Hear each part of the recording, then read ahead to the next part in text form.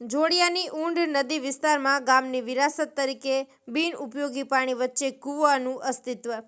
કઈ શતાબ્દી પહેલાં આપણા પૂર્વજો પાણી મેળવવા માટે દૂર દૂર ભટકીને માતા બહેનો વાવ અને કૂવાઓમાં મીઠું પાણી ઘરે લઈ આવતા હતા।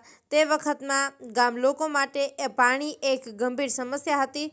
વર્ષો બાદ હાલાર પ્રદેશમાં જાડેજા વંશનું રાજ સ્થાપિત થયા બાદ નવાનગર રાજવી જામ સાહેબ દ્વારા હાલાર પ્રદેશના ગામોમાં પાણી સમસ્યા દૂર કરવા માટે વાવ અને કૂવાઓનું નિર્માણ કરાવ્યું। ચોમાસા દરમિયાન ઊંડ નદી વિસ્તાર વરસાદી પાણી દરિયામાં વહ્યું જતું અને ભરતી સમયે દરિયાનું પાણી ખારું ઊંડ નદી સુધી પહોંચતું હતું।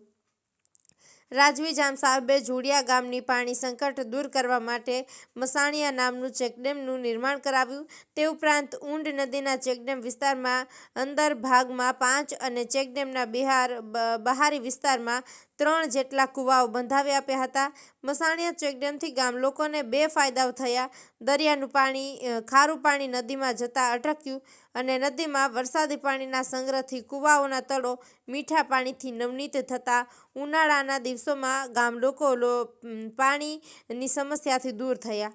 આજની તારીખમાં મસાણિયા ચેકડેમમાં 5 કૂવાઓમાંથી 2 કૂવાઓ ગામની વિરાસત તરીકે પૂર્વના સમયનું પાણી સમસ્યા દૂર થઈ તે યાદ અપાવવા માટે જોડિયાના નવા પેઢીઓ માટે ઇતિહાસ સાબિત થશે। દર ચોમાસા દરમિયાન ચેકડેમમાં પાણી સંગ્રહ વચ્ચે 2 કૂવાઓના અંદર અને પાણી ફરી વળે છે।